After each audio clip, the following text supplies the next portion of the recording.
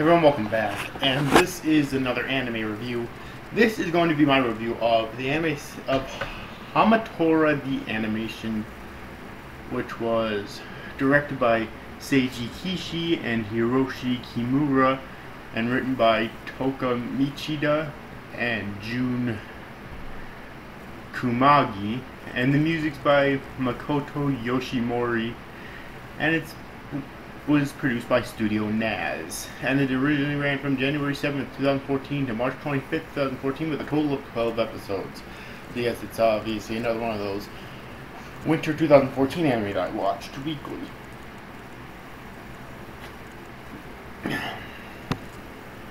So let's get into it here. First off, before I actually get into this review, I just want to say, don't let my ranting that's going to come up here a little bit deter you, because I genuinely enjoy this series, although I do have to say it will take you a while to get into it. Alright. At least it did for me. It took me at least 4 or 5 episodes to actually get into it, so I mean, it wasn't terrible, it was just kind of dull, I think, for the first little bit of it. But it got really interesting later on. But I just want to destroy an argument some people say in its favor right here, right fucking now. No, this is not fucking X-Men. And let me explain why. For those of you who are unaware, yes, people do say that this is basically the closest thing to having an X-Men anime without actually having an X-Men anime. No, it's not. And here's why. The only similarities it shares with the X-Men is that there's the super powered, well, in here they're actually, no, they're not all teenagers. Some of them are, but not all of them. But these super powered people. Alright, we don't know where their powers came from, but there's these super powered people. I assume that I think it's supposed to be like they have their powers by birth, and they're called minimum holders in this series. And there's also a way to acquire them if you're not born with them, by taking the brain of someone who has them, and basically obtain minimum powers. So yeah, but the superpower concept is the only thing it shares with the fucking X-Men, and that's not enough to call it the fucking X-Men. Alright. The X-Men is largely about discrimination when it comes right down to it. It's about the discrimination that people without powers have against people with powers. And although it does cover this a little bit towards the end, it's not nearly enough, because that's the whole plot of the fucking X-Men usually. Is fucking Magneto turned into a villain because of this discrimination. So it's just to get, in case you're not familiar with the X-Men too much, just to paint you a clear picture of exactly how intense the discrimination here is.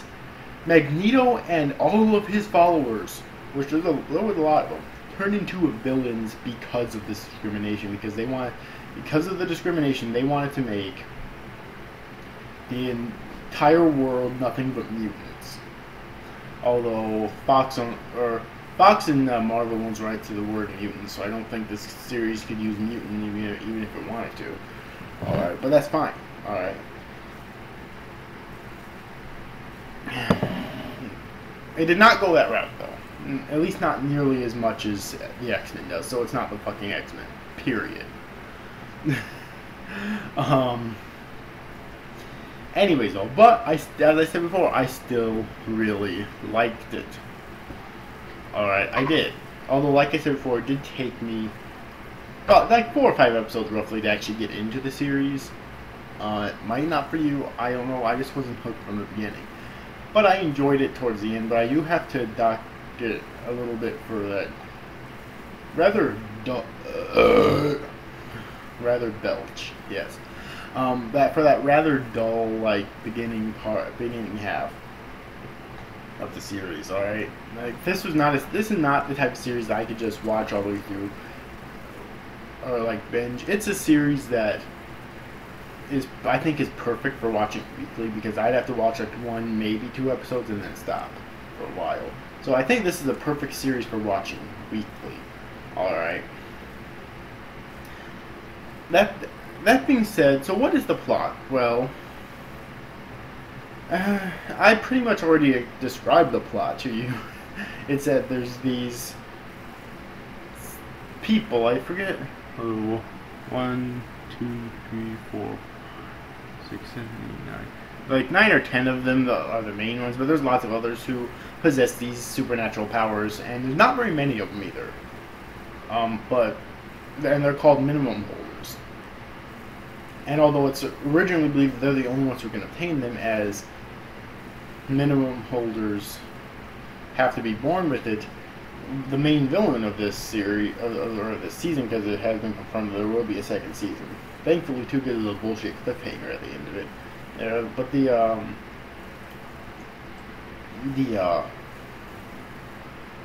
main villain, or I forget what his name was. There's lots of really weird names in this series too, like Nice and Ratio, Art, Honey, 3, yes, 3, Master,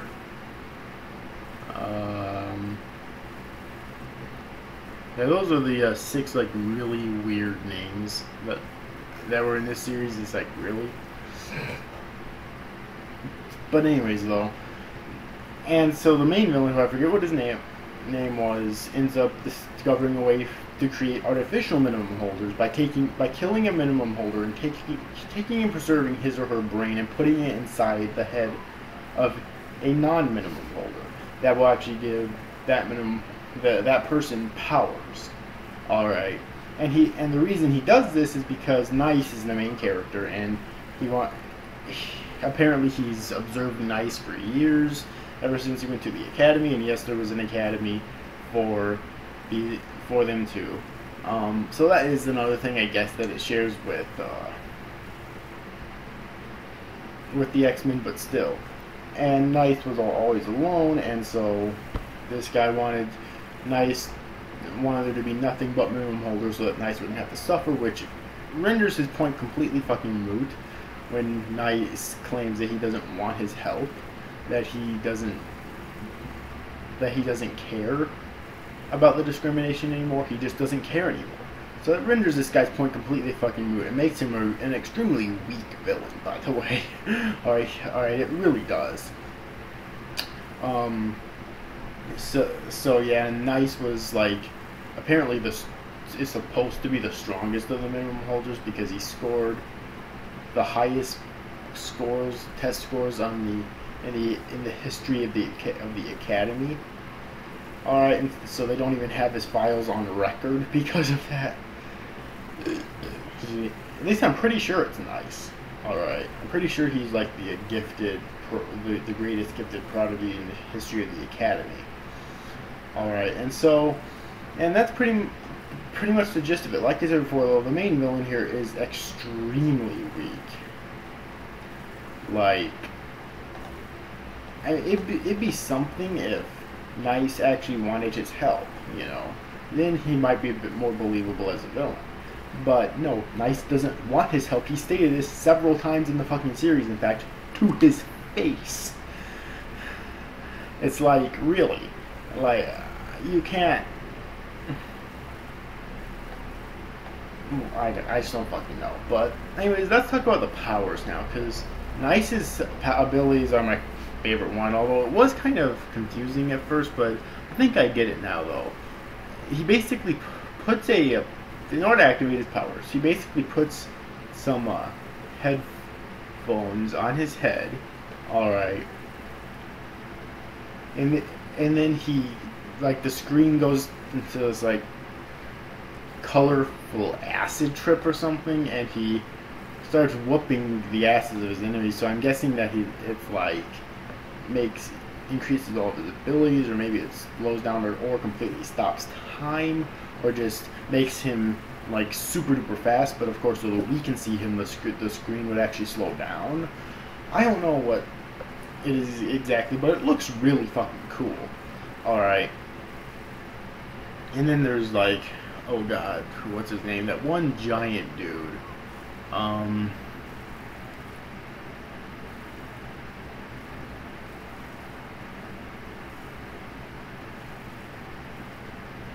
oh yeah, there's also someone whose name is Birthday too.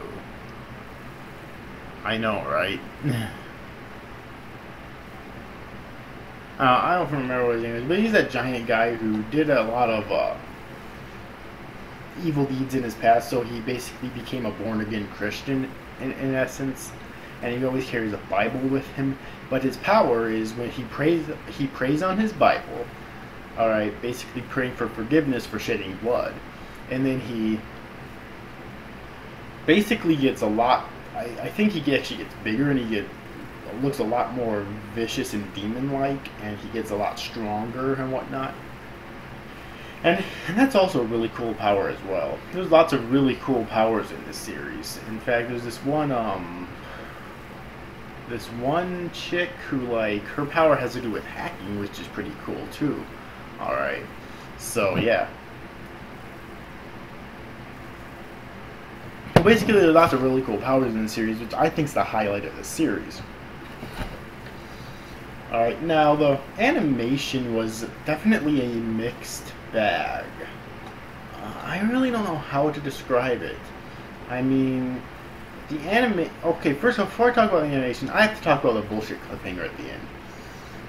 Oh my fucking god.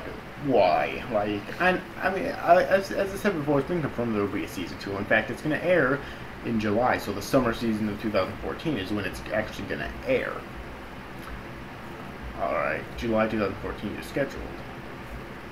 So, yeah, but seriously, if we didn't know that, oh my fucking god. What's the point of that cliffhanger? Like, seriously, Art, the character named Art, he's a police officer, and we originally thought he was dead, killed by that one villain guy who I still can't remember the name of. Alright. In fact, oh god.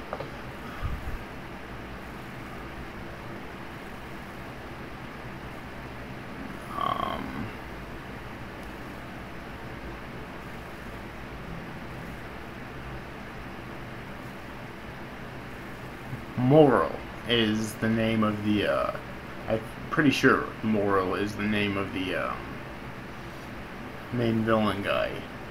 Yeah, he wants the equality of all people by make sure that no one exists but minimum holders. So yeah.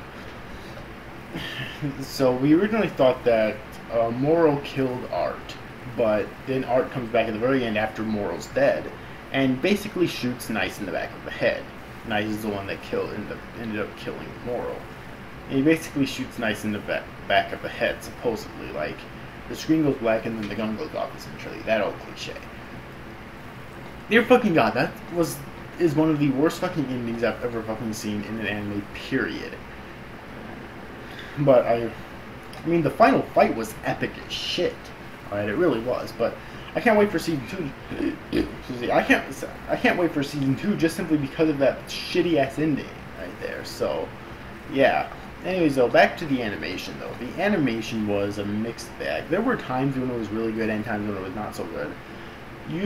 Usually, I can see the majority of it being bad, or the majority or all of it being bad, or the majority or all of it being good. But it's very seldom when I can literally almost like split it right down the middle here. But I think with Hamatora, the animation, I can kind of do that. It's really not good or bad. Alright. So, yeah, it's really odd here. It's definitely split straight down the fucking middle. Alright. And the art is also really good. I really enjoyed all the character designs and really how it was drawn. The music is really... I didn't care much for the music. And by that I mean the music in the actual series itself, or the music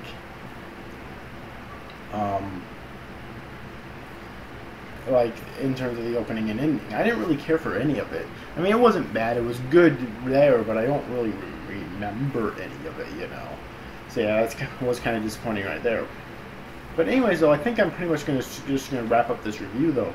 I do think that this is worth a watch, definitely, at least once. But please don't call it. Don't fucking call it the X-Men, because it shares similarities with the X-Men, but not nearly enough to be called the X-Men. Alright. So, yes. But I do definitely recommend it, at least for one viewing. But remember, like I said before, at least for me, it took me at least like 4 or 5 episodes to actually get into it, out of the 12, so that's definitely a warning right there. Anyways, overall, hope you enjoyed this review, guys. Thanks for watching. Bye-bye.